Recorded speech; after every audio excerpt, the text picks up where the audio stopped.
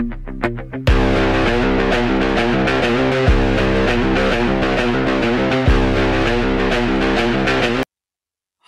Friends, कैसे हो आप लोग।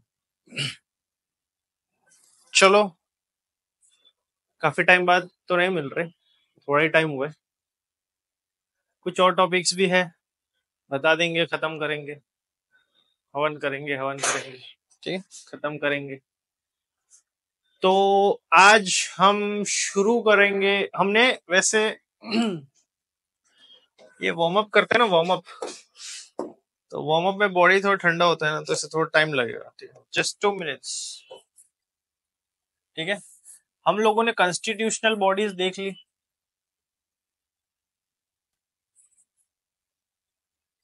ठीक है, कॉन्स्टिट्यूशनल बॉडीज क्या होती है? जो कॉन्स्टिट्यूशन में स्पेसिफिकली मेंशन्ड होती है and they have dedicated articles, it is known as constitutional body. जैसे यूपीएससी, क्या आर्टिकल था भाई? 3152 323। जैसे अटॉर्नी जनरल ले लो 76, जैसे सीएजी ले लो 148, एटसेट्रा एटसेट्रा, बहुत सारी थी। ठीक है, स्टेट पब्लिक सर्विस कमीशन भी यही था, अटॉर्नी जनरल के सामने एडवोकेट जनरल था। ठीक है, सीएजी तो एक ही होते हैं देश में, जो सारे गवर्नमेंट के चेक एंड बैलेंसेस रखते हैं। इलेक्शन कमीशन था, इलेक्शन कमीशन भी देखा था, इलेक्शन कमीशन ऑफ इंडिया। तो ये सारी थी, क्या थी भी? कॉन्स्टिट्यूशनल बॉडीज थी। इलेक्शन कमीशन पे ध्यान देना थोड़ा। ठीक है, ये सारी क्या थी? Constitutional bodies. आज हम पढ़ेंगे नॉन कॉन्स्टिट्यूशनल बॉडीज, जो एग्जाम के लिए थोड़ी इंपॉर्टेंट है। वैसे तो काफी सारी बॉडीज है, पर जो जो इंपॉर्टेंट है थोड़ी बहुत वो देखेंगे। हमने स्टैट्यूटरी बॉडीज भी देखी थी, तो इसमें एक दो स्टैट्यूटरीज भी है। ठीक है, जैसे सीबीआई। सीबीआई तो हालांकि नॉन स्टैट्यूटरी है। ठीक है, तो चलो शुरू करते हैं। ये इधर not just for CDS ND के, ठीक है, और भी सारी एग्जाम।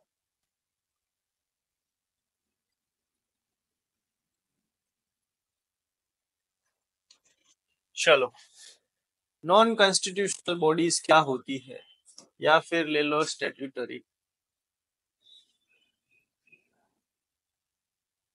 हमने स्टैट्यूटरी बॉडीज का एक छोटा सा वीडियो दिया था इस टेबल फॉर्म में, वो भी इंपॉर्टेंट है, उसको भी देख लेना। ये स्पेसिफिकली डेडिकेटेड है कुछ बॉडीज को, क्योंकि उनकी इंफॉर्मेशन जरूरी थी ज्यादा।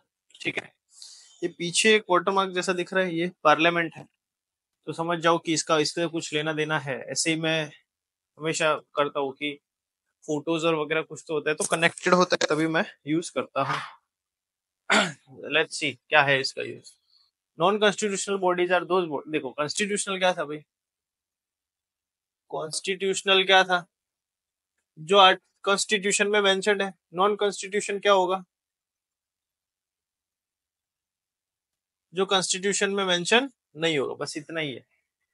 Non-constitutional bodies are those bodies which are not specifically mentioned in the Constitution and neither have dedicated articles, unlike Attorney General, CAG, Election Commission, etc. These bodies, institutions derive their authority from various statutes और sources. ठीक है, statutes मतलब parliamentary law समझ लो। ठीक है, इसको हम बोलेंगे एक्ट। स्टैट्यूट मतलब एक्ट होता है, एक स्टैट्यूटरी। ठीक है, एक एक्ट से बना होता है, तो इसे याद रखना तुम लोग। They are also called as statutory bodies as they have been incorporated through particular act of legislature. मतलब पार्लियामेंट की बात कर रहे हैं। ठीक है, चलो, these bodies will have an year of enactment। जैसे कि मैं आपको बोलूंगा कि भाई नेशनल ह्यूमन राइट कमीशन, तो उसका एक ईयर होगा। ठीक है, जैसे कि लोकपाल, लोकपाल होगा 2013 एक्ट, ऐसे। ठीक है, लोकपाल एक्ट ऑफ 2013। ठीक है, नेशनल डिजास्टर मैनेजमेंट अथॉरिटी। इन सब बॉडीज का एक स्पेसिफिक एक्ट होगा, क्योंकि वो पर्टिकुलर ईयर में इनकॉर्पोरेट हुए थे या फॉर्मेशन हुआ था उनका। ठीक है,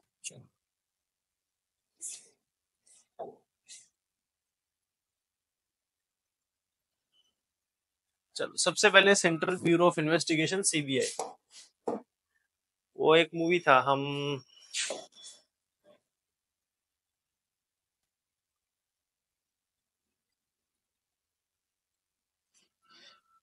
ठीक है, जॉनी लेवर, याद करो। अभी सादे कपड़े में आएंगे तो पता चल जाएगा कि हम सीबीआई के आदमी है। ठीक है, चलो मैं फोटो डालने का सोचा था बट फिर नहीं डाला। चलो, फंक्शन क्या है? To investigate cases.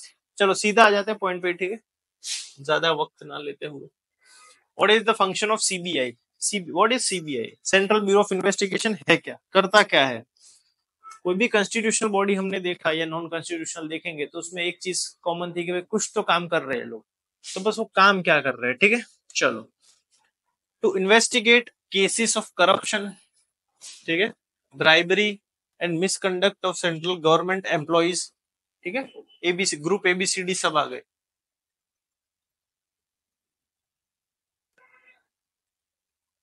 ये चारों ग्रुप के लोगों की बात हो रही है। Infringement of physical and economic laws, physical मतलब फाइनेंशियल रिलेटेड। सीरियस क्राइम्स, ठीक है, सीरियस क्राइम्स भी देखते हैं। कभी कभी taking a request of state government for investigation, मान लो किसी स्टेट गवर्नमेंट को कुछ प्रॉब्लम है, कुछ क्राइम रिलेटेड है, कुछ ये सब वो सब, ठीक है, कुछ तो है, कुछ तो क्या है भाई, यही सब करप्शन, ब्राइबरी, मिसकंडक्ट ऑफ, ठीक है, ऑफिस वगैरह।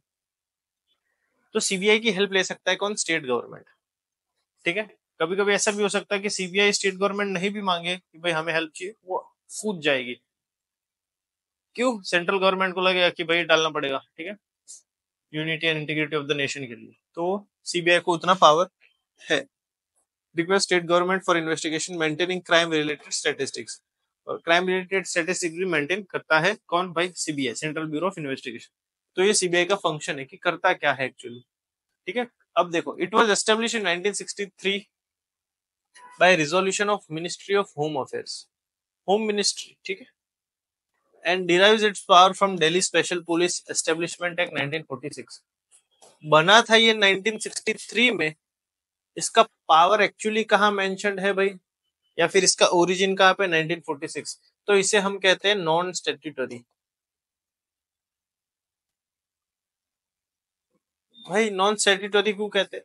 क्योंकि इसके लिए पर्टिकुलर एक्ट बनाया नहीं गया है कि भाई सीबीआई एक्ट 1963 या फिर एटसेट्रा एटसेट्रा एक्ट 1963, नहीं, वो ऑलरेडी 1946 के एक्ट के थ्रू बने, ठीक है। तो इसे हम नॉन स्टेट्यूटरी कहेंगे। ये किस में आता है? Very important, ministry of personnel, ठीक है, ministry of,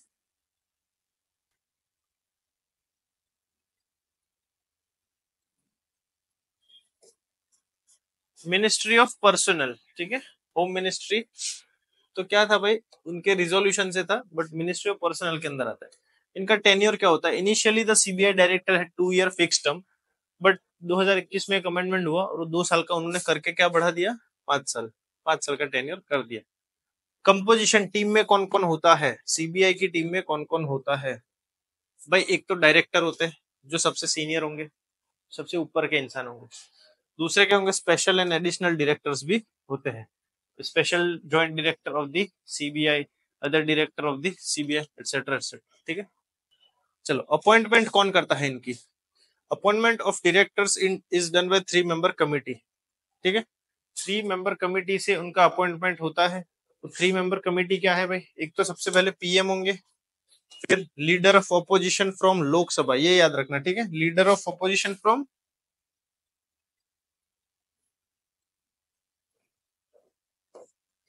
leader of opposition from the लोक सभा, and chief justice of India, या फिर ऐसा कोई जज of supreme court which will be nominated by the chief justice of India. तो ये 3 चीजें याद रखना, ये मतलब ये 3 लोगों को याद रखना, ठीक है। CBI investigates crime of corruption, economic offences and serious and organized crime. CBI ये सारे काम करती है। क्या करती है भाई? इन्वेस्टिगेट करती है। किस, कैसे क्राइम? करप्शन के क्राइम, इकोनॉमिक ऑफेंसेस के क्राइम, सीरियस ऑर्गेनाइज्ड क्राइम्स, ठीक है, बट नॉट टेररिज्म। ये वेरी इंपॉर्टेंट है, ठीक है। सीबीआई का टेररिज्म से कुछ लेना देना नहीं है। टेररिज्म के लिए अलग बॉडीज भी बनाई गई है, जैसे कि नेशनल इन्वेस्टिगेशन एजेंसी, एनआईए, और भी कई बॉडीज है। पर इसका टेररिज्म से कुछ लेना देना नहीं है। It's more over related to corruption, bribery, ठीक है, ये सब, और भी ऑर्गेनाइज सीरियस क्राइम जो इंटरनली होता है। ठीक है, इकोनॉमिक ऑफेंसेस वगैरह। तो ये है सीबीआई। कोशिश की है बहुत ही फटाफट फटाफट तुम्हें करा दिया जाए, क्योंकि भाई थोड़ा पढ़ो आगे बढ़ो। ठीक है, चलो। दूसरा है लोकपाल।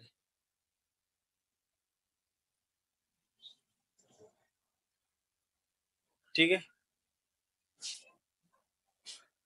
क्या है लोकपाल, इंपॉर्टेंट है थोड़ा। भाई लोकपाल का ऐसा सीन है कि वो भी सीबीआई जैसा ही है थोड़ा बहुत। लोकपाल को थोड़ा एक्स्ट्रा पावर दिया है बस। नई नई बॉडी है, नई नई बनी है, अभी तो 10-12 साल हुए हैं शायद। हाँ, 2013 तो ठीक है उतना। चलो, Lokpal is a national level anti corruption body, corruption के खिलाफ।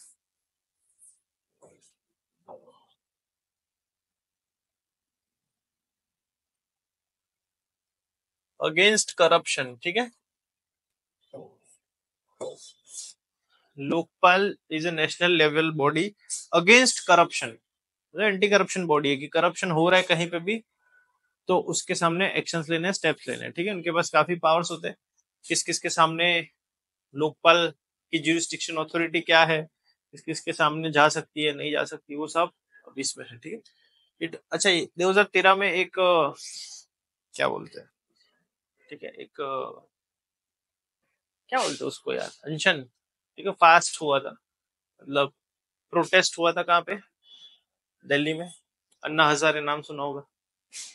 तो उन लोगों ने क्या किया था भाई, एंटी करप्शन, मतलब एंटी करप्शन के लिए काम किया था। करप्शन बहुत हो रहा है देश में, बहुत स्कैम घोटाले हो रहे हैं। तो एक ऐसी बॉडी होनी चाहिए जो मिनिस्टर्स को भी और प्राइम मिनिस्टर को भी इनफैक्ट क्वेश्चन कर सके कि भाई कैसे क्या। ठीक है, ऐसी कोई बॉडी अभी तक नहीं थी, बट अब बनानी पड़ेगी क्योंकि इस देश में सब इक्वल है, उनका कहना ऐसा था। तो वो बहुत ही फेमस हो गया था प्रोटेस्ट, और उससे से काफी कुछ इंडियन पॉलिटी चेंज हो गया था। तो बस लोकपाल का सीड वहीं से, मतलब लोकपाल का तो recommendation in fact first ARC report में भी था। ठीक है, फर्स्ट था ये पता नहीं, बट एआरसी रिपोर्ट में था।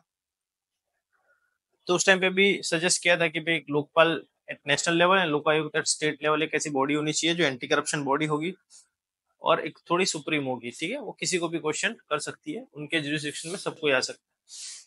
पर वो इम्प्लीमेंट नहीं हुआ था, तो फाइनली इम्प्लीमेंट हुआ 2013 में। तो ये बैकग्राउंड की स्टोरी थी, इतना इंपॉर्टेंट नहीं है आपके लिए, पर ठीक है, इतना तुम्हें आइडिया होना चाहिए। Lokpal is a national level anti corruption body. It was enacted under Lokpal act 2013। Powers क्या है लोकपाल के भाई, सीधा पॉइंट पे आते हैं। ठीक है, it has power to superintendence and direction over any investigation agency including the CBI for cases referred to them by the Lokpal. देखो इंपॉर्टेंट इसलिए, हमने सीबीआई अभी जस्ट देखा, ठीक है, और इसलिए मैं लोकपाल सीधा पढ़ा रहा हूँ। इसका रीजन है, सीबीआई को भी बोल सकता है कौन, लोकपाल।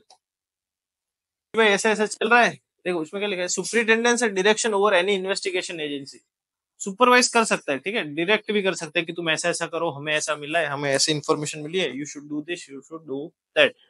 तो सुपरिटेंडेंस और डायरेक्शन का भी पावर है लोकपाल का over several agencies such as including CBI also, central bureau of investigation.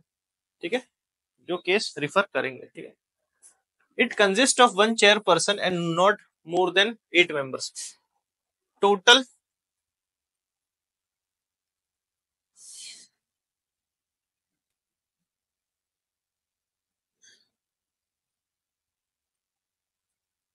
Total 8 members से ज्यादा नहीं होने चाहिए लोकपाल की बॉडी में। उसमें तो एक ऑलरेडी चेयरमैन आ गए, ठीक है, वन चेयरमैन एंड मैक्सिमम 8। उसमें 50% member from should from judicial background. ठीक है, जुडिशियल कैटेगरी के, मतलब 50% लोग तो ऐसे होने चाहिए जो जुडिशरी बैकग्राउंड के हो। तो 8 में से 50%, मतलब 4 तो जुडिशरी के ही होने चाहिए। दूसरा, अब रिजर्वेशन भी है इस बॉडी में, क्योंकि भाई वेराइटी ऑफ लोगों का पार्टिसिपेशन हो, ठीक है, बायसनेस ना हो जाए, इसलिए क्या किया इन लोगों ने, रिजर्वेशन दी 50%। बाकी के 50%, मतलब देखो ये ऐसा हो जाएगा, ठीक है, मान लो कि 50% जुडिशरी बोले तो 4 जुडिशरी, फिर बाकी के 4 में रिजर्वेशन, ऐसा नहीं होगा। ठीक है, ये एक वेन डायग्राम जैसा होगा, कुछ भी हो सकता है। पर 50% जुडिशरी के होने चाहिए, 50% ऐसे भी होने चाहिए।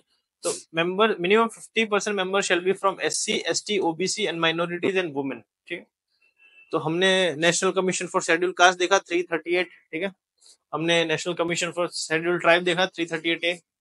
OBC national commission for backward classes 338B। ठीक है, माइनॉरिटीज देखा linguistic special linguistic officer of special officer for linguistic minorities. पर ये सिर्फ लिंग्विस्टिक माइनॉरिटीज की बात नहीं हो रही, सारी माइनॉरिटीज की बात हो रही है। माइनॉरिटीज का आर्टिकल जल्दी से फटाफट बताओ। इंडियन कॉन्स्टिट्यूशन में माइनॉरिटीज का जिक्र थोड़ा बहुत भी अगर है तो कहाँ पे है? ठीक है, दूसरा वुमेन्स। ठीक है, नेशनल कमीशन फॉर वुमेन भी है, पर national commission for women is not a constitutional body. ठीक है, national commission for women constitutional body नहीं है, क्योंकि मैंने पढ़ाई नहीं है तो समझ जाना कि सर कॉन्स्टिट्यूशनल बॉडी तो जितनी से सारी मैंने पढ़ाई है। तो कभी कभी एलिमिनेशन भी सीख जाओ भाई, सब कुछ जिंदगी में पढ़ पाओ ये प्रैक्टिकली पॉसिबल शायद ना हो, क्योंकि मेरे पास तो इतना वक्त नहीं है कि मैं सब कुछ कर सकूं। you know when you have a lot of things on your plate, you just need to focus on what you really want to eat, what you are supposed to eat. ठीक है, so what's supposed to be done is supposed to be done anyway. ठीक है, चलो। मेरा कोई teacher मेरे को देखेगा ना मैं पढ़ा रहा हूँ तो वो लिटरली शॉक में आ जाएंगे कि मैं पढ़ा रहा हूँ। वाह, never knew I could teach, never knew I could study also, है ना। यू नेवर नो लाइफ में क्या हो सकता है, इसलिए भाई मैं बता रहा हूँ। सॉरी, अब तो ठीक है, कोर्स खत्म हो रहा है।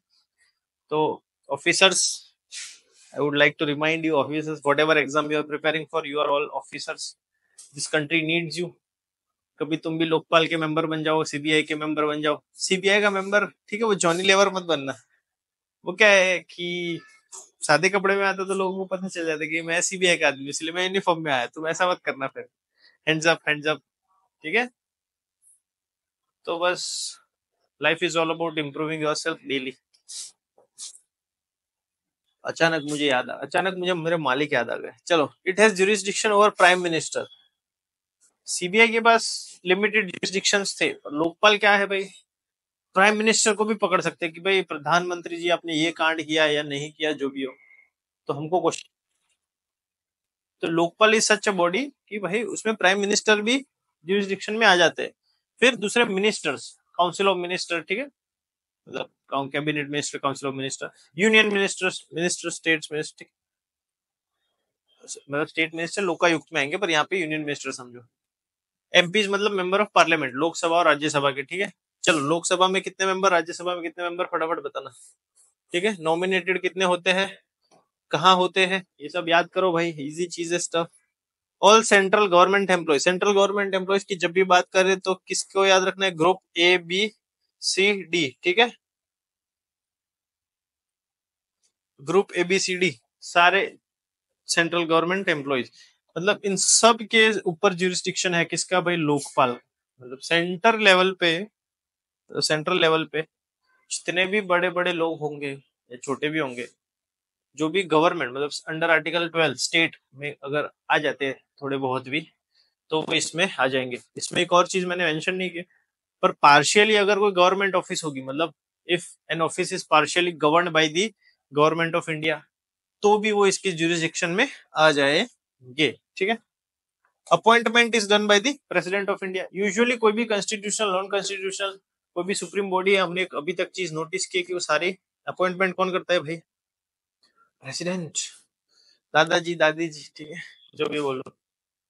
द सिलेक्शन कमिटी, अच्छा इनको सिलेक्ट, ये जो लोग थे 50% ये वो उनको अपॉइंट कौन करेगा भाई, कोई तो करेगा हर बार।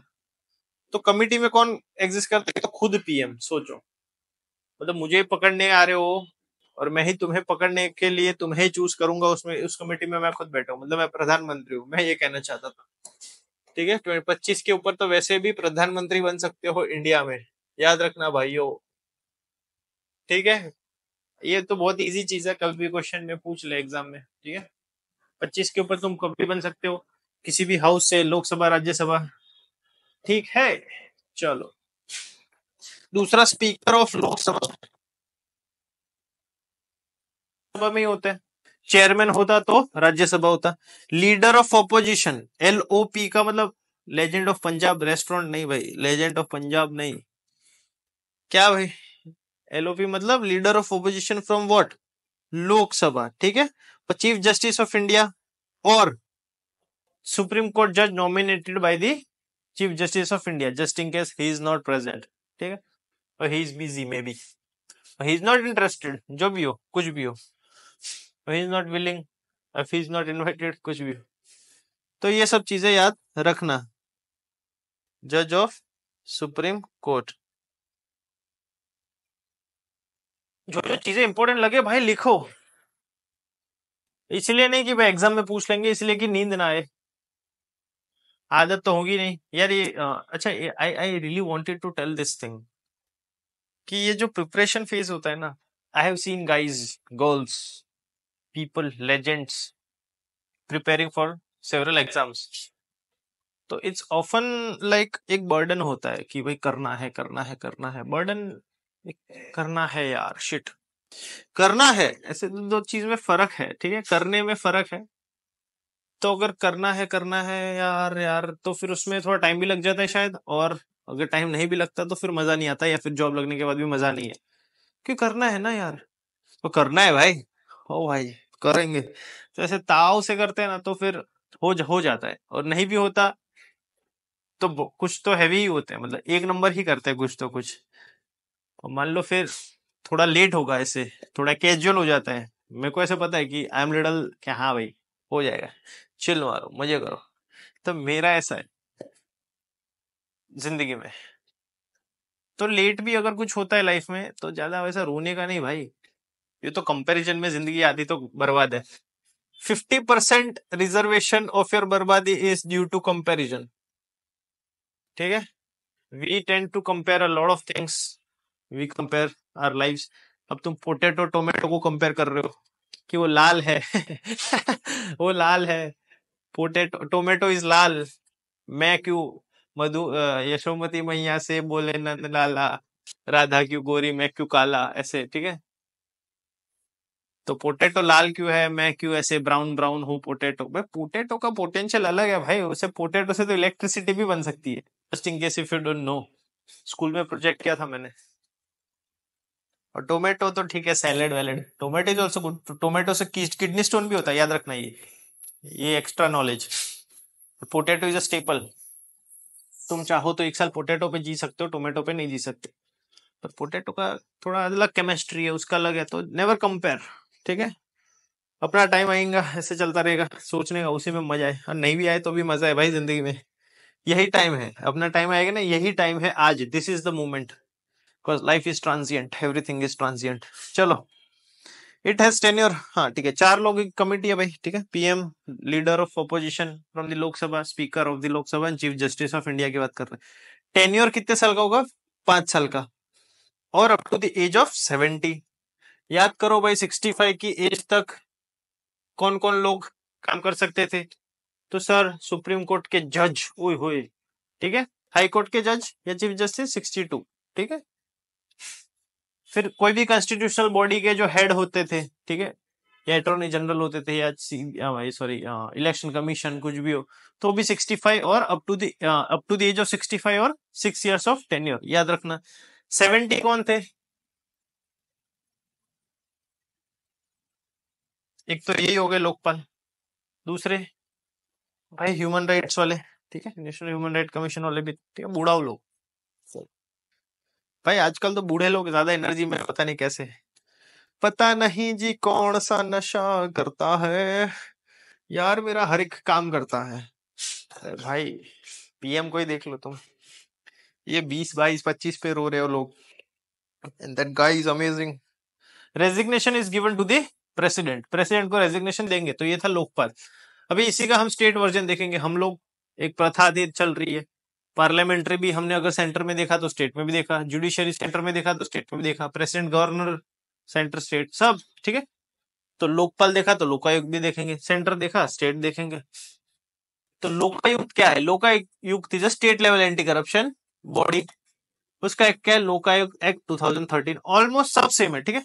It has power of superintendent and direction over any investigation including, अच्छा इसमें सीबीआई, हाँ सीबीआई, ये लोकपाल नहीं आएगा इधर, लोकायुक्त आएगा, ठीक है। ये कॉपी पेस्ट ही किया है मैंने। और वो लोका वो कौन सा मूवी था यार, थ्री इडियट्स, ठीक है। थ्री इडियट्स में वो क्या टर्म था यार, चमत्कार। तो चमत्कार, चमत्कार, चमत्कार, जहां पे भी लोकायुक्त लोकापाल देखे ना, उसको मेरे को लोकायुक्त लोकपाल का लोकायुक्त करना था, पर कई जगह रह गया भाई, सिस्टम हो गया मेरा, ठीक है। तो होता है, ठीक है, ये तो वेज है, हम वेज है, तो कोई बात नहीं। It consist of 1 chairperson and 8 members, ठीक है। Maximum 50% judicial reservation, 50% member shall be SC ST OBC womens and minorities. याद रखना, चेयरपर्सन इधर CJI फॉर्मर जज ऑफ सुप्रीम कोर्ट, ठीक है। इसमें हाई कोर्ट्स के भी आएंगे जज, ठीक है। It has jurisdiction over prime minister में, अच्छा ये लोग इधर नहीं आएगा, ठीक है। ये सब सेम हो गया, सॉरी गाइस, पर ठीक है। यहाँ पे CM आएगा, ministers, MLAs, state government employees वगैरह वगैरह। एम्प्लॉयमेंट डन बाय गवर्नर, ठीक है। Employment done by governor. Selection committee में तो यही लोग रहेंगे। टेन्योर 5 साल का होगा। हाँ, इनको रेजिग्नेशन देना होगा तो किसको देंगे, प्रेसिडेंट को ही देंगे, प्रेसिडेंट को ही देंगे। आई वुड स्टिल रिकमेंड, इसके लिए ये थोड़ा स्लाइड में थोड़ा इशू हो गया भाई, कोई बात है भाई, इशू होता है इसमें क्या, चिल, डरने ऐसे के शर्म आएगा क्या। मैं ये बोलूंगा कि लोकायुक्त पे एक और बार रीड कर लेना, थोड़ा इधर वेग हो गया था, ठीक है। बाकी तो ठीक है भाई, इसमें से थोड़ी कोई क्वेश्चन आ जाएगा, तुम बोलोगे सारी चीज ऐसे उल्टी सीधी पढ़ा दी। चलो चलो नेक्स्ट, ये BCCI का है ये, ठीक है। हम BCCI पढ़ रहे, board of cricket council of India. भाई BCCI नहीं है ये, नेशनल डिजास्टर मैनेजमेंट अथॉरिटी है, ठीक है। मैंने भी जब देखा तो मुझे ओ शिट, ये तो BCCI का लोगो लग रहा है, देख दूर से तो ऐसे लगेगा, ठीक है, बट BCCI का नहीं है, national disaster management authority of India का है। क्या काम करती है भाई, डिजास्टर आएगा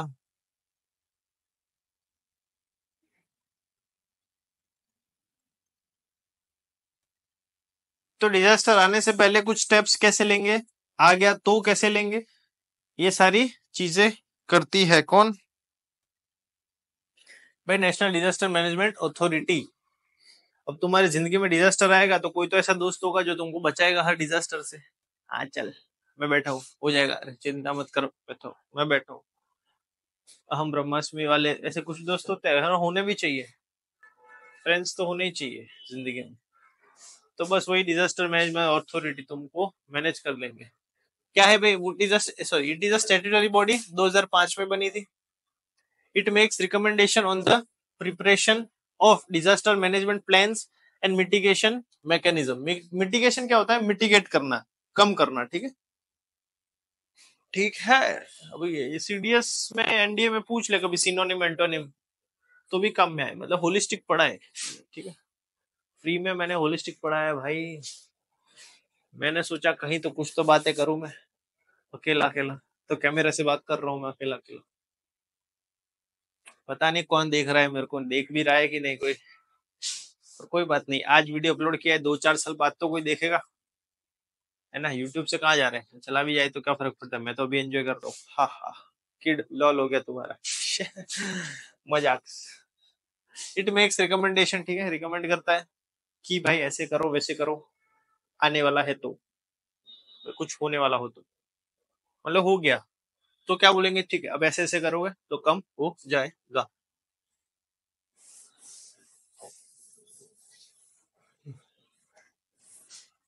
ठीक है, ऑब्जेक्टिव क्या है, it's objective is to prevent और prepare at all level to identify, assess, monitor disaster risk, ठीक है। आइडेंटिफाई करना है पहले तो हर लेवल पे, ठीक है। आइडेंटिफाई किया कि अच्छा ये क्या है, एसेस किया कि ओके ओके ओके ऐसा ऐसा है, फिर मॉनिटर किया कि इन सबको अच्छा हम ध्यान रखेंगे कि ओके ऐसे चल रहा है, किस मतलब इन सब ये सारी चीजें किस लिए करनी है? डिजास्टर रिस्क जो भी हो, सुनामी हो, अर्थक्वेक हो, वोल्केनो हो, फ्लड्स हो, कुछ भी हो जाए, ठीक है। कंपोजिशन क्या है भाई? टीम में कौन कौन है, ठीक है। चेयरपर्सन होते हैं, एक तो captain, plus not more than 9 members, मतलब मैक्सिमम 10 मेंबर्स की ये बॉडी होगी। Chairperson plus not more than 9 members. Every state government has to establish, to नहीं भाई, to, T O, every state government has to establish क्या? State disaster management authority.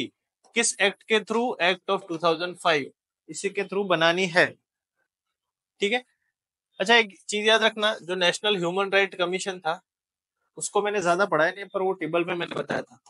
तो state human right commission, ठीक है। State human right commission क्या था कि हर एक स्टेट में एक, जैसे नेशनल ह्यूमन राइट है एक बॉडी, वैसे हर स्टेट में होगी। पर इंडिया में एक चीज इंपॉर्टेंट है याद रखना कि भाई हर स्टेट में स्टेट ह्यूमन राइट कमीशन नहीं है आज के डेट पे भी, ये याद रख। तो कभी पूछ ले कि every state has a state human right commission, तो no, every state has not presently ये अथॉरिटी, ठीक है। National disaster management is headed by PM, PM head करते हैं भाई, ये याद रखना। पर मिनिस्ट्री क्या है? It is under ministry of home affairs. एक नोडल एजेंसी है क्या? Disaster management division, nodal agency या नोडल बॉडी क्या? Disaster management service. तो ये याद, ठीक है। It is under ministry of home affairs but headed by PM, ठीक है। चलो,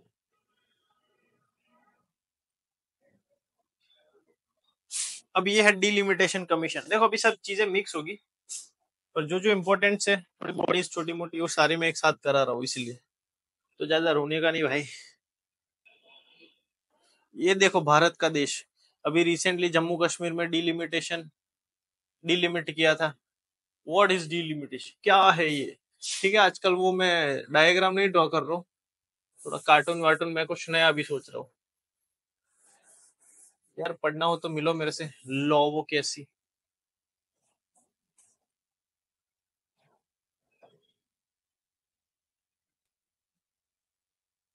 ठीक है। कोई केस हो तो भी बोलो, केस वेस भी लड़ लेंगे, वैसे भी लड़ लेंगे, ठीक है। क्या बात करते हो, बहुत कुछ कर सकते हैं वैसे तो, I can do lot of stuff, बस प्लेटफॉर्म नहीं मिल रहा आजकल। ऐसे थोड़ा माहौल थोड़ा ऐसे मंदा चल रहा है, ऐसे धंधा मंदा, ठीक है। प्लेटफॉर्म नहीं मिल रहा है कुछ बड़ा करने का, बट मिलेगा अपना वो। एक शायरी है, शायरी तो नहीं कह सकते, एक मैंने देखा था, लोगों का वक्त आ रहा है, हमारा दौर आएगा, हमारा दौर आएगा भाई। चलो इस स्पिरिट के साथ डिलिमिटेशन कमीशन पढ़ते हैं भाई। कमीशन भूल जाओ, कमीशन मतलब एक बॉडी थी, एक संस्था थी, उस ऐसे नॉर्मल, उस कमीशन तो पता ही। डिलिमिटेशन, डिलिमिट को याद रखो, अभी ब्रेक डाउन करो वर्ड को, डिलिमिट। अब डिलिमिट को भी छोड़ो और लिमिट को करो। लिमिट मतलब क्या? किसी चीज की लिमिट, रोकना, ठीक है, तो उसको बोलेंगे लिमिट। अब डिलिमिट, डिलिमिट का मतलब क्या भाई? कम ज्यादा कुछ भी, डी लिमिट, ठीक है। हाँ, ठीक है, ठीक है। मेरी आवाज देखो, गाता भी हूँ भाई, मैं गाता रहे मजा दिल, तू ही माझी मंजिल, ठीक है। Delimitation is the act of fixing boundaries of territorial constituencies. ये थोड़ा political,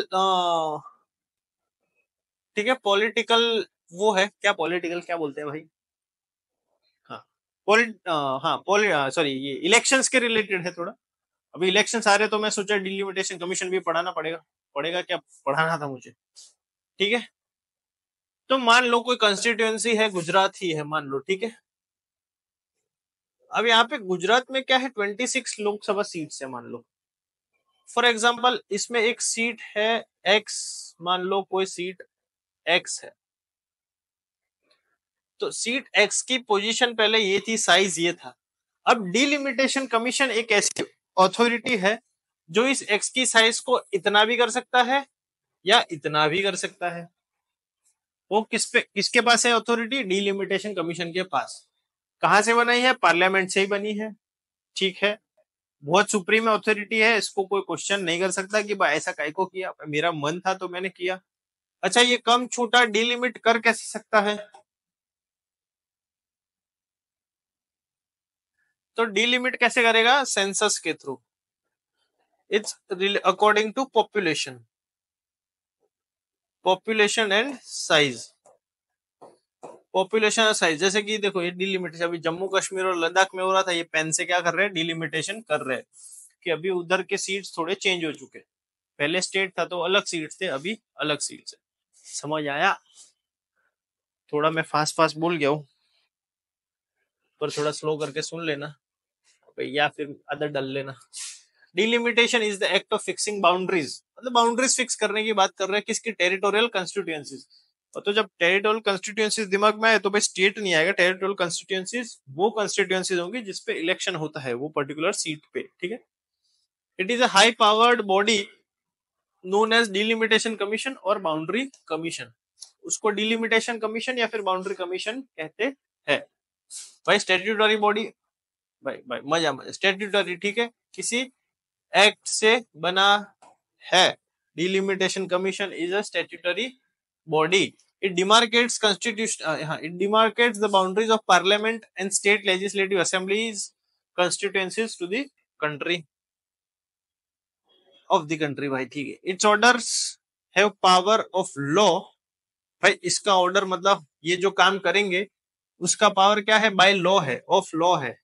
and it can not be challenge in any court, high court, supreme court या किसी कोर्ट में जा नहीं सकते कि भाई ये डिलिमिटेशन करा काय को, कल ये इसमें आता था आज इसमें आ रहा है, तो नहीं, उसके पास सुप्रीम अथॉरिटी है and it can not be challenge in the court. अच्छा मेरे को बताओ, जुडिशियल रिव्यू क्या? जुडिशियल रिव्यू मैंने पढ़ाया था, judicial review, what is judicial review, ठीक है, you know what is judicial review.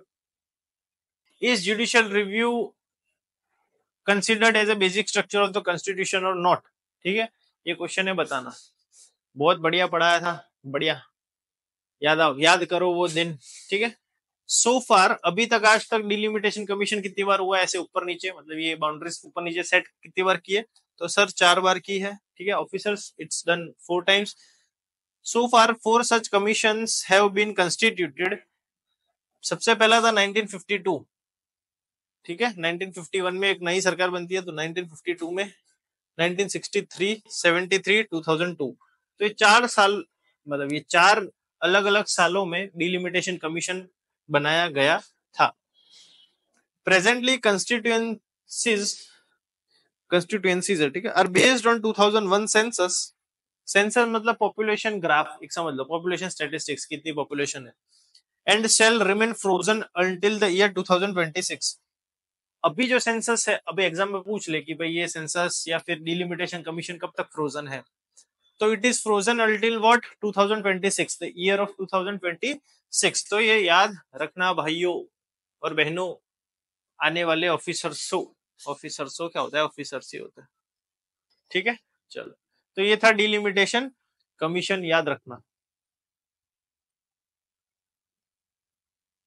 चलो, तो गाइस अभी हम देखेंगे कोऑपरेटिव सोसाइटीज, ठीक है। हमने क्या देखा लास्ट पॉइंट?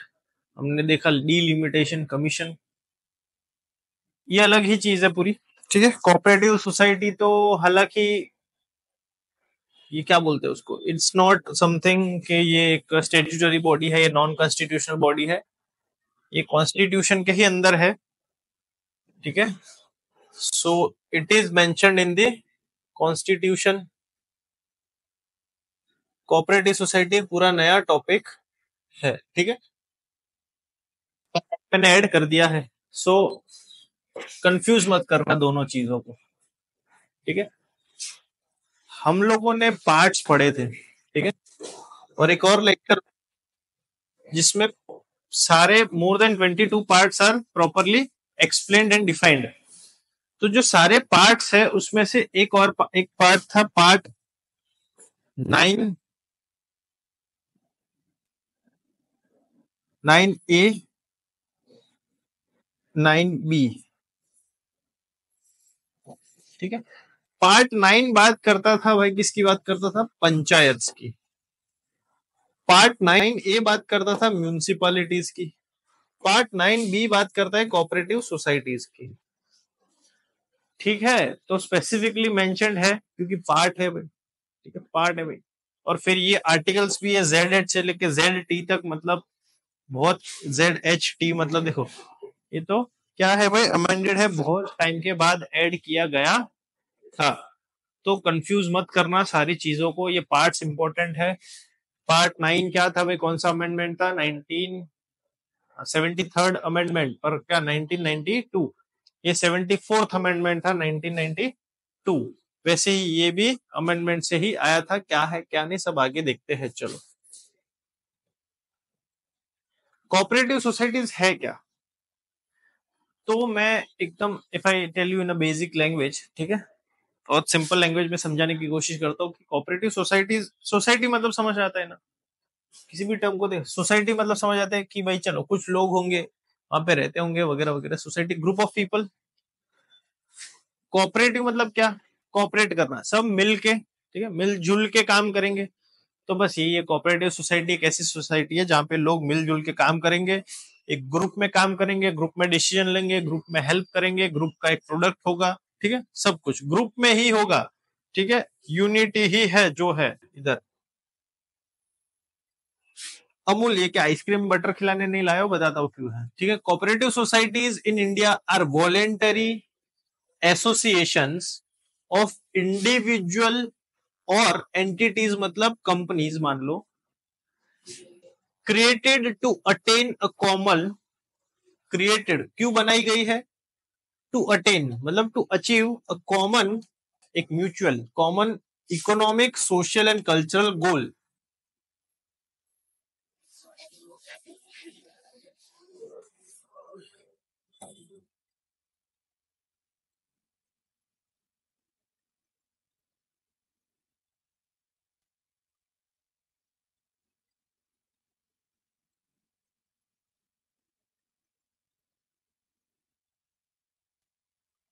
ठीक है,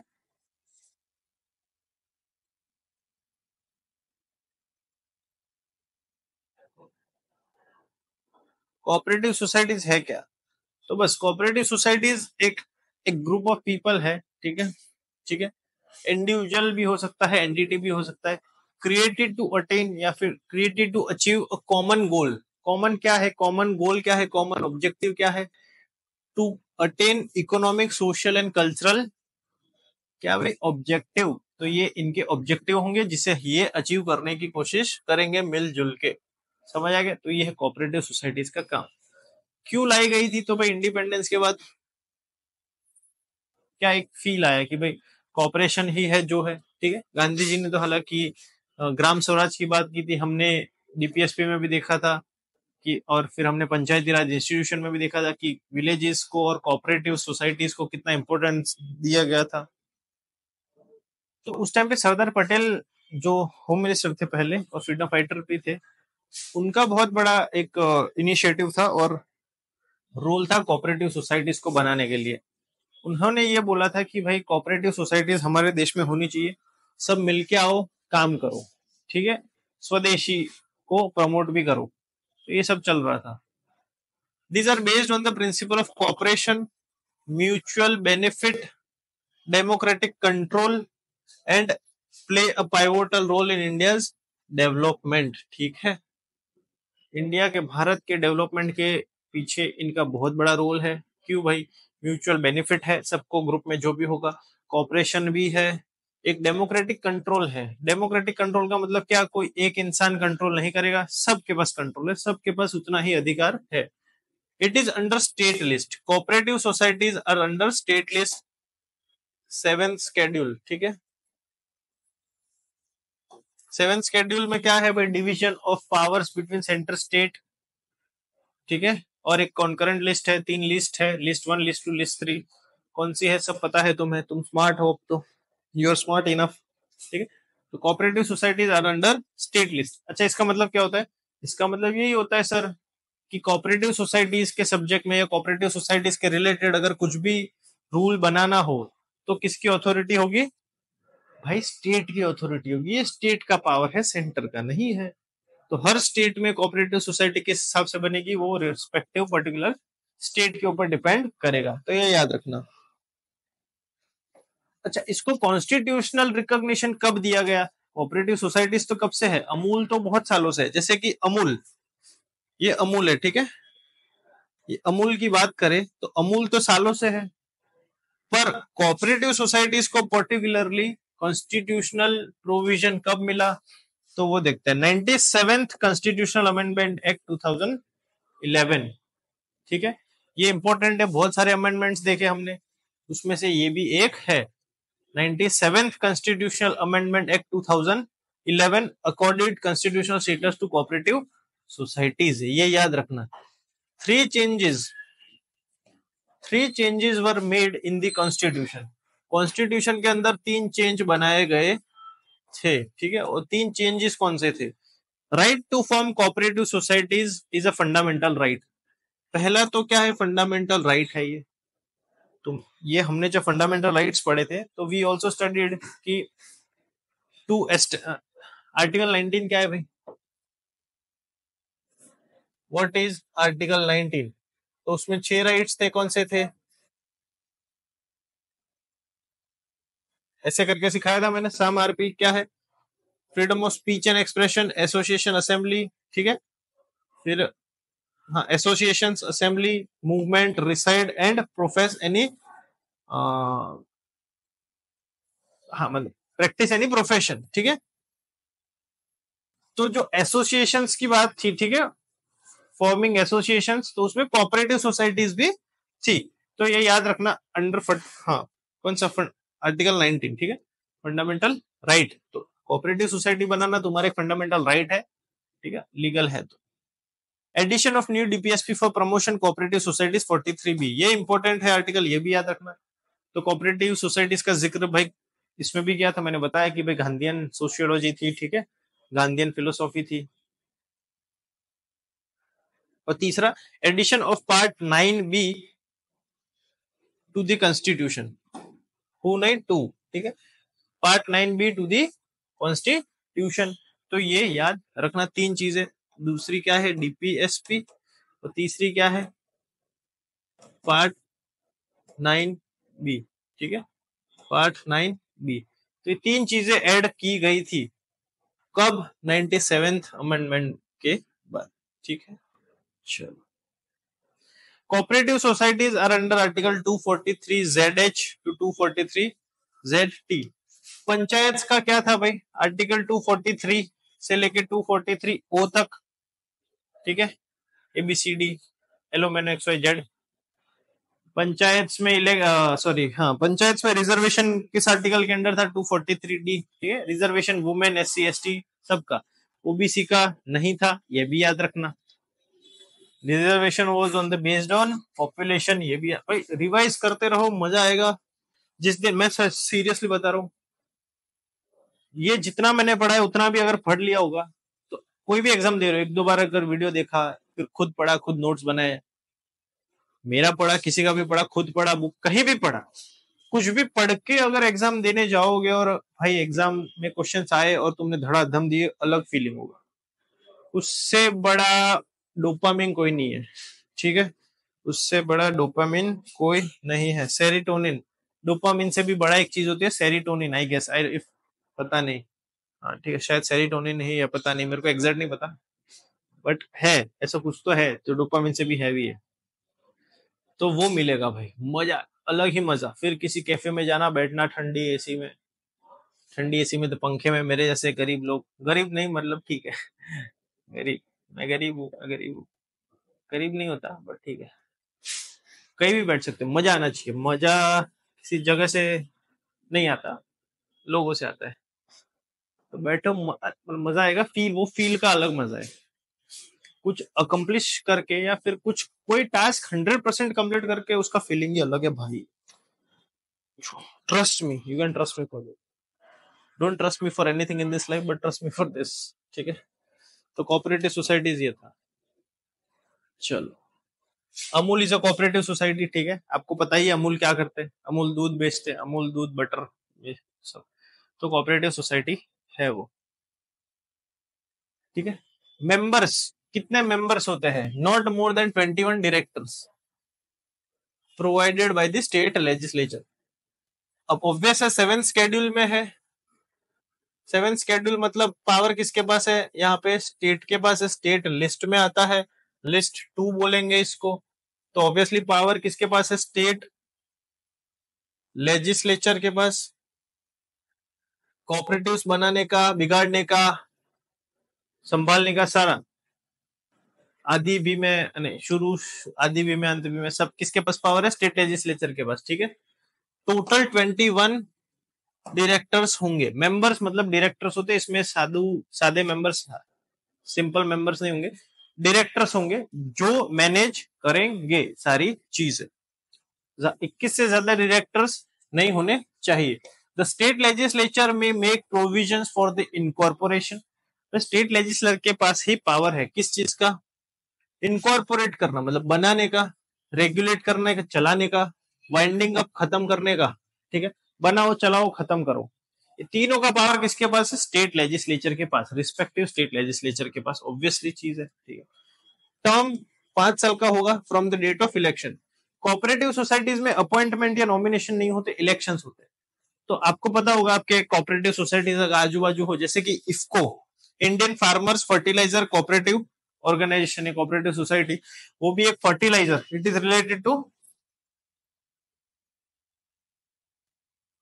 फर्टिलाइजर। ठीक है, फर्टिलाइजर का प्रोडक्शन वगैरह वगैरह, डिस्ट्रीब्यूशन सब इफको करती है, होली ओन्ड बाय कोऑपरेटिव्स। तो कोऑपरेटिव्स ऐसे कोई गवर्नमेंट के बंदे नहीं होते, ना प्राइवेट बंदे होते, वो ऐसे नॉर्मल सिटीजन होते, आके मिलते, बोलते हैं हाँ चलो एक ग्रुप बनाते हैं। ठीक है, ग्रुप बनाया हमने और बोला 21 डायरेक्टर से ज्यादा नहीं होंगे, मेंबर्स और सबॉर्डिनेट्स काफी सारे हो सकते हैं नो डाउट, पर डायरेक्टर्स नॉट मोर देन 21। ठीक है, तो वो डायरेक्टर मिलके इसको बनाया, बोला फर्टिलाइजर कैसे बनना चाहिए, कहाँ बनना चाहिए, कहाँ बिकना चाहिए, कितने का होना चाहिए, मार्केटिंग कैसे करेंगे वगैरह वगैरह, वो सब कौन करेगा, इफको करेगी। पर इफको को बनाया किसने, बनाने का हक किसने दिया, स्टेट गवर्नमेंट है, स्टेट लेजिस्लेचर में। Incorporation, regulation and winding up of any cooperative societies is done by state legislature, याद रखना। टर्म 5 साल का होता है, इलेक्शन होता है। तो बताने का मॉरल यही था कि जो सारे डायरेक्टर्स होंगे 5 साल के बाद वो इलेक्ट होके आएंगे, वोटिंग होगा। ठीक है, वो वहां पे वोटिंग होगा। There should be a reservation, reservation 2 बार हो गया, reservation of 1 seat SC ST, एक सीट। ठीक है, एक सीट का रिजर्वेशन पक्का है, उसमें या तो SC या ST होगा, प्लस 2 सीट्स पक्की रिजर्व होंगी, वो वुमेन के लिए होंगी, on the board of every cooperative society. हर कोऑपरेटिव सोसाइटी में इतना तो रिजर्वेशन 3 सीट का होगा ही, having member from such category of person. ठीक है, चलो। Cooperative society shall be audited by an auditor और ऑडिटिंग फर्म। ऑडिट करना मतलब क्या, हमने पढ़ा था CAG, controller and auditor general of India, under article 148। वो क्या करते थे, जो टैक्सेस आते थे, जो पैसे आते थे जाते थे सरकार के, सेंट्रल गवर्नमेंट, स्टेट गवर्नमेंट वगैरह वगैरह के, तो उसका हिसाब देते थे, मतलब उसका सॉरी स्टेटिस्टिक्स बनाते थे कि इतना पैसा आ रहा है, इतना जा रहा है, कहाँ आ रहा है, कहाँ जा रहा है। तो ट्रांसपेरेंसी रहे, तो CAG का काम वो था, ऑडिट करते थे, मतलब पैसे और ट्रांजेक्शन, सॉरी नॉट पैसे पर्टिकुलरली, वो ट्रांजेक्शन चेक करते थे, ऑडिट करते थे। ठीक है, तो वैसे ही अब CAG इसका ऑडिट नहीं करेगा भाई, ये याद रखना तुम। CAG does not audit this cooperative societies. एक अलग ही ऑडिटर होगा, एक अलग ही इंसान होगा, एक ऑडिटर होगा, या ऑडिटिंग फर्म या कंपनी होगी जो इन कॉपरेटिव्स को ऑडिट करेंगे कि ठीक है ट्रांजेक्शन्स कैसे हो रहे हैं, क्या प्रोडक्ट्स है, सर्विसेज है, वो सारे। ठीक है, समझ आ गया भाई ऑडिटर का काम क्या होता है, क्यों, ट्रांसपेरेंसी रहे, करप्शन ना हो जाए, ठीक है, मिसकंडक्ट ना हो जाए ऑफिस का, उसके वजह से। समझ आया। या कॉपरेटिव्स का एक और फायदा है कि वो ग्राउंड लेवल पे, जैसे कि पंचायत की बात करी तो ग्रास रूट डेमोक्रेसी की बात कर रहे थे, तो कॉपरेटिव्स में भी ग्रास रूट डेमोक्रेसी ज्यादा प्रमोट होती है और अचीव भी होती है। ठीक है, तो कॉपरेटिव्स का एक काम है। चलो, तो ये थे कॉपरेटिव सोसाइटीज, हमने काफी इंपॉर्टेंट बॉडीज कर ली है। मुझे एक चीज ये बतानी थी, जैसे 97th constitutional amendment act 2011 cooperative societies की बात कर, तो कुछ अमेंडमेंट्स थोड़े देखते हैं, चलो।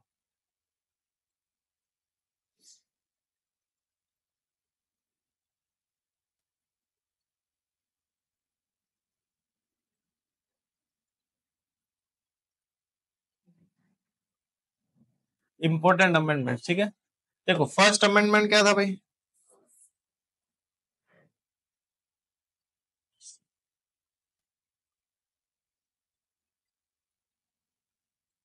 देखो CAA लिखो ना मैं CAA, तो समझ जाना constitutional amendment act, constitutional amendment act समझ जाना, लिख लेना, ठीक है। चलो फर्स्ट CAA क्या था भाई, एबोलिशन ऑफ जमींदारी की बात कर रहे थे। जमींदारी क्या, जुडिशियल रिव्यू, ब्लैंकेट इम्यूनिटी नहीं देनी है, अब कुछ भी हो सकता है। ये कौन सा शेड्यूल था, schedule 9 of the Indian constitution, ठीक है। एक 52nd अमेंडमेंट था, किसकी बात कर रहे थे, एंटी डिफेक्शन, ठीक है। एंटी डिफेक्शन ये क्या है, schedule 10 of the Indian constitution.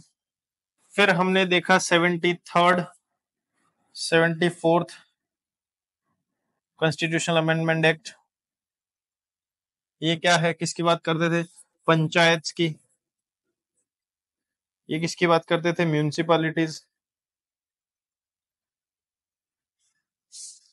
ये कौन सा शेड्यूल था, शेड्यूल 11, ये शेड्यूल 12। भाई हैंडराइटिंग मेरी बहुत खूबसूरत है, एडजस्ट करना सीख जाओ, ठीक है। ये 4 है, तो ये तो प्रॉपर स्केड्यूल्स की बात की मैंने, जैसे हाँ ये सारे शेड्यूल्स की बात की मैंने, एक 4 शेड्यूल्स तो आ ही गए इसमें। और भी चीजें, और भी अमेंडमेंट्स थी, जैसे कि 86 कॉन्स्टिट्यूशन अमेंडमेंट एक्ट क्या था भाई, राइट टू एजुकेशन, याद करो, राइट टू एजुकेशन, ठीक है। और भी अमेंडमेंट्स थे, 97 देखा, कोऑपरेटिव सोसाइटीज, ठीक है। ये 4 तो लिख लेना तुम पॉज करके, ठीक है। चलो अब मैं कुछ और बताता हूँ, रिसेंट बताता हूँ। 100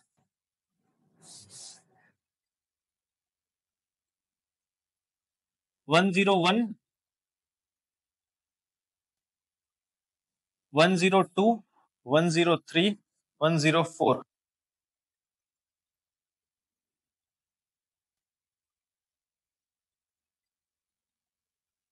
ठीक है। तो ये अमेंडमेंट्स नए हैं, मतलब लेटेस्ट है, ठीक है। 100th कॉन्स्टिट्यूशन अमेंडमेंट क्या कहता था,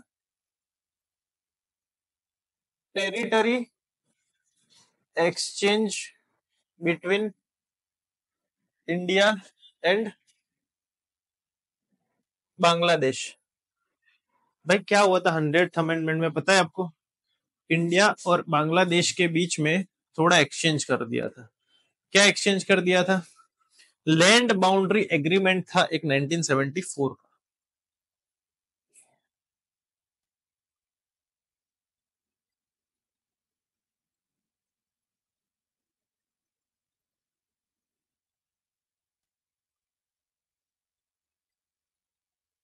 अच्छा ये 100 कब था, 2015 में हुआ था, ठीक है।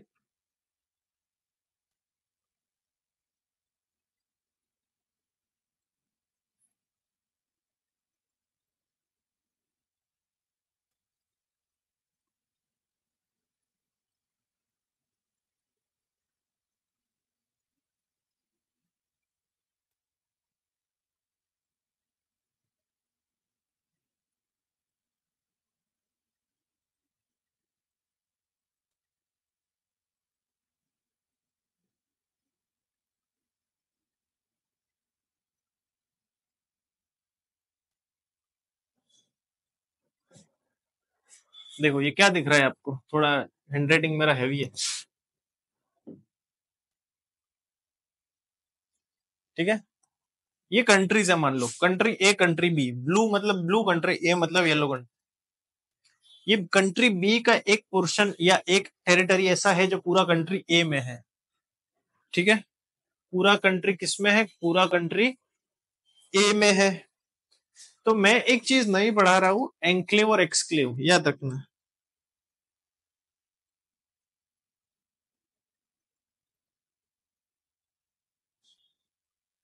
एन मतलब समझ आता है अंदर, एक्स मतलब बाहर, एक्स मतलब बाहर।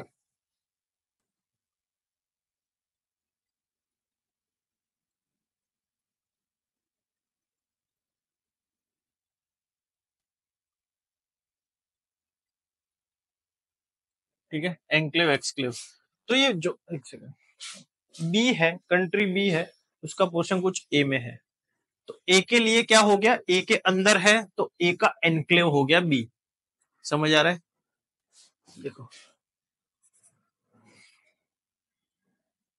बी इज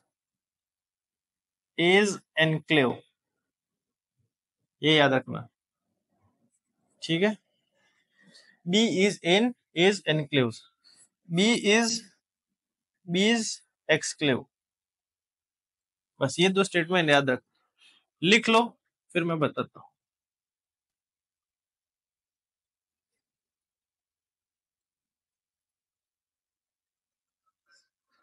अच्छा, ये फिर कंफ्यूजन हो जाएगा, एक सेकंड, ये सी ले लो, चलो अब क्लियर हो जाएगा।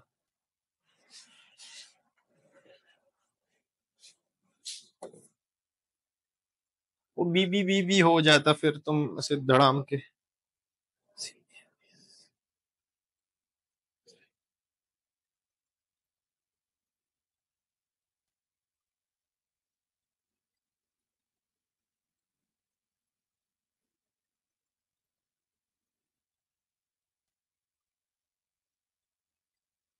धड़ा धूम धड़, चलो।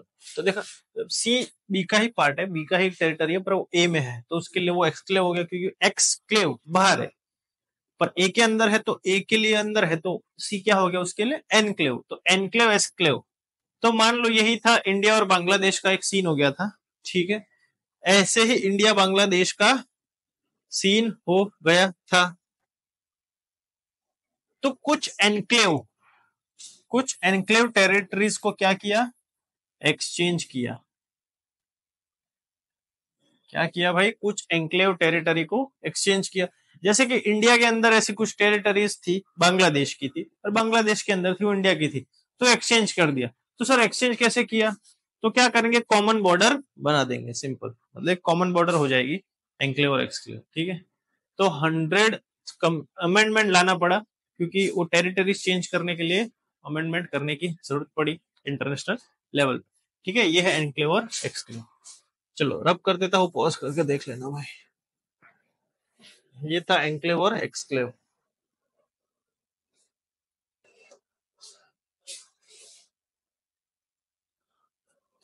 चलो, 101st क्या था भाई, ऑब्वियसली जीएसटी पढ़ाया था, goods and services tax. GST introduce हुआ था कौन सी ईयर में भाई, 2016। 102nd अमेंडमेंट क्या था, हमने पढ़ा था थोड़े दिन पहले ही,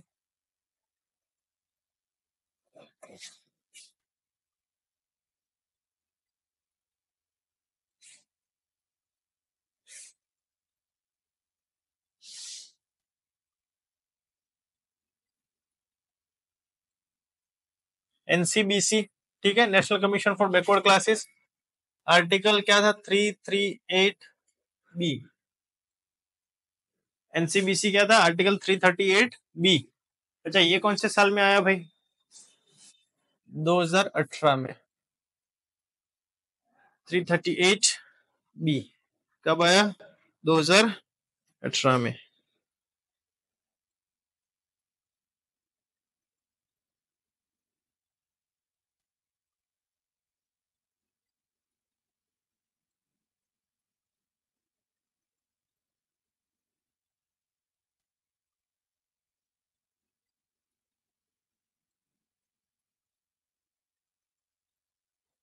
2018 में 103rd अमेंडमेंट, 103rd भी आया था। 2019 में क्या था,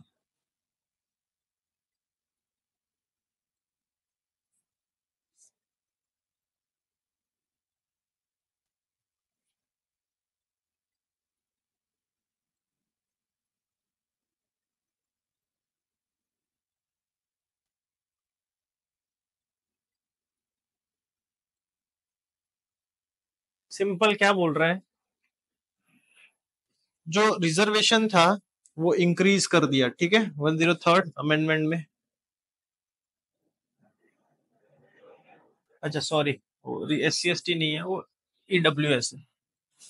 अच्छा ये 104th का है, ठीक है।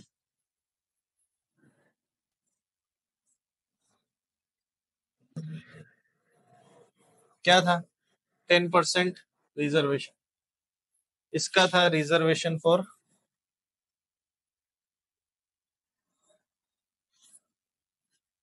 SC ST इंक्रीज, इंक्रीज नहीं, एक्सटेंडेड, ठीक है।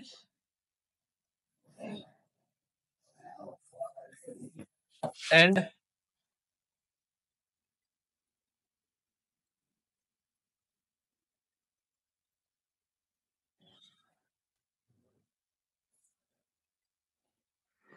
एंग्लो इंडियन का रिजर्वेशन खत्म कर दिया था, तो ये 2019, अच्छा 9, ये 20 सॉरी।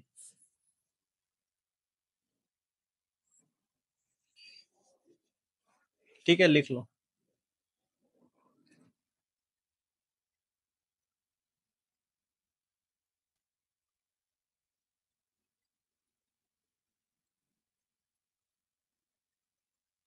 ठीक है भाइयों, बेसिकली किया क्या था, 103rd में रिजर्वेशन फॉर EWS क्या था, इकोनॉमिकली वीकर सेक्शन, ठीक है।